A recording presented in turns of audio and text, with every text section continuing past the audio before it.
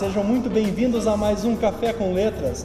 Hoje eu gostaria de convidar você aí de casa a sentar conosco, tomar um café e ouvir as boas histórias de Maristela Scheuer Davis. Ela que é autora do livro Os Deliciosos Biscoitos de Oma Gerta. Maristela, o teu sobrenome já entrega um pouco do livro, né? Já entrega o porquê de Oma Gerta, tu é Scheuer, um sobrenome alemão, né? Seja muito bem-vindo ao Café com Letras, muito obrigado. Boa tarde, obrigada. Como tu disseste, meu sobrenome, na verdade, os dois sobrenomes, o Scheuer e o Davis, eles são de origem alemã. E então, essa história, ela tem muito a ver com a criança que eu fui, com a minha história da minha família. E o Oma é vovó, em alemão, um dialeto, uma redução de vovó. E equivalente ao nona, muito usado aqui na região. E essa história, ela tem, além do título, ela tem várias outras palavrinhas em dialeto alemão que dá para entender no decorrer da história e que são explicadas melhor no final do livro, num glossário ilustrado. Quando foi elaborar esse livro aqui, então, tu usasse bastante da tua vida para escrever esse livro dos Deliciosos Biscoitos de Oma Gerta. Quem era Oma Gerta? Que parentesco a Gerta tinha contigo? A personagem, ela é uma mescla da minha avó real, vó Ledvina, com a minha tia, que é a tia Gerta. E então, que as duas, elas são muito de fazer cucas, biscoitos.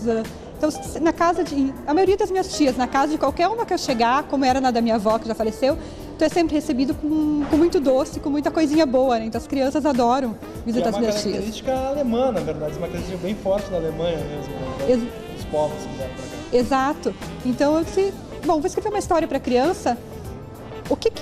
Como é que era quando eu era criança? O que eu vivia? Então, apesar de ter elementos mágicos na história, a partir da metade, mais ou menos por aí, ele tem muitas características. Tem na questão da linguagem, que minha avó, minhas tias falam muito misturando português e alemão.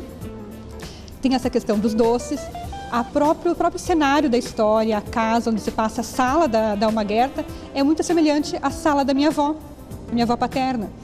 E a ilustradora se inspirou nessa sala, eu expliquei para ela como é que era, com muitos quadros na parede, a casa em estilo enxaimel, com as madeiras atravessadas na alvenaria. Então, um relógio que tem no canto da sala, que nessa história vai ter um segredo, é um relógio que existia de verdade na casa da minha avó, e eu sempre ficava pensando, o que será que tem lá dentro?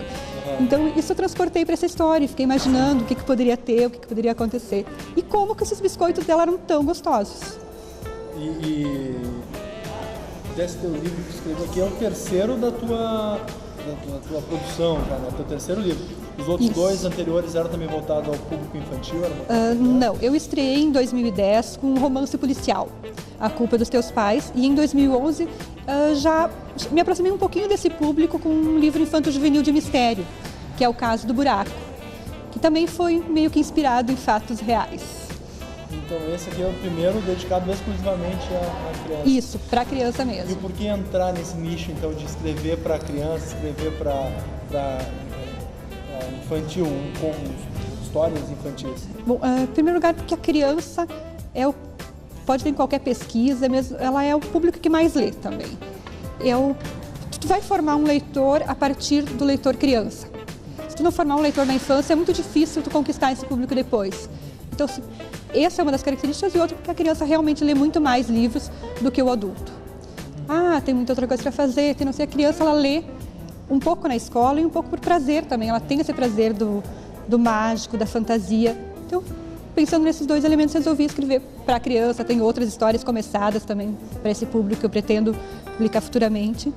Olha só, Maristela, tu falou pra gente aí sobre iniciar um leitor, né? Como começar uma vida de leitor, que é na infância. Lá no começo, quando ainda é uma criança, se forma um leitor para o futuro. Dos livros assim, que tu lembra que tu leu lá na infância, quais que te chamaram mais atenção, o que tu gostava de ler na tua infância que te formou uma leitora hoje? Eu sempre gostei de ler muito. Minha mãe sempre incentivava isso, e eu lia muito tanto na infância e adolescência. Entre outros livros eu lembro de Eide, Poliana, gostava muito da série Vagalume também, já no início da adolescência, com A Serra dos Dois Meninos, que foi o primeiro dessa coleção que eu li, que era do meu irmão. Gostei muito até hoje, gosto de reler. E sempre fui muito também para essa questão um pouco de mistério, de livros que tivessem algo a descobrir, seja na série Vagalume, seja em outras séries de autores brasileiros que eu gostava bastante. E sempre li de tudo. E Maristela, esse livro aqui é um livro que tem ilustrações, estão sendo muito bonitas. Aqui, Fernando, por favor, fecha aqui, Fernando. Ilustrações bem bacanas da Karen Basso, né? A Karen que fez as ilustrações do teu livro. Como é que foi esse contato com a Karen, antes de chegar na frente para fazer esse livro aqui também? Bom, eu conhecia um pouco o trabalho dela, e ano passado teve vários livros que saíram, alguns da Lourdes Curra, um do Willy Bergamin, mas alguns outros com ilustrações da Karen. Aí quando eu resolvi fazer esse livro, ia propor o projeto Financiar, disse, bom, deixa eu conversar com a Karen, ver se ela topa, o que acha dela. Fez alguns croquis, alguns rascunhos de desenho, e eu adorei, sabe? Ela pegou bem essa questão da história. Até minha irmã disse assim, ela viu uma foto da casa da vovó para ficar tão parecida? Eu disse, não, ela não viu. Então ela conseguiu entrar na história tanto quanto eu tinha entrado, então acho que acabou fechando. E tu buscava mesmo isso nas ilustrações, né? Mostrar um pouco como era a casa da sua avó. Isso é para sentir mais próxima do livro, mais dentro da história? Exato, é para ter, como é que eu vou dizer, ter mais realismo. Para mim, é quase como se estivesse revisitando a casa da minha avó, a casa das minhas tias. Então eu acho que se para mim ele fica mais real, ele vai ficar mais real para quem está lendo também a história. Bom, já disse pra gente que a Oma Gerta é uma mistura, então, da sua avó com uma tia. Isso. E a Mariazinha, que é a principal, você é uma releitura da Maristela? A Mariazinha é um pouco eu, que eu chegava na casa da minha avó e devorava tudo que eu via pela frente. Como eu disse, eu ficava imaginando também o que tinha naquele armário lá no canto, ficava reparando nos quadros das paredes. Então, é um pouco isso, é eu criança, dá pra dizer assim.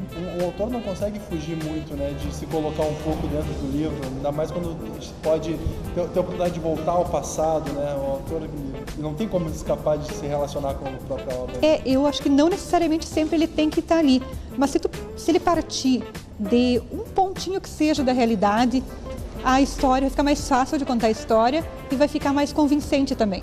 Por exemplo, no meu livro anterior, que é público dos 12, 13 anos, infanto-juvenil, também eu parti de um fato real, que é, por exemplo, o caso do buraco.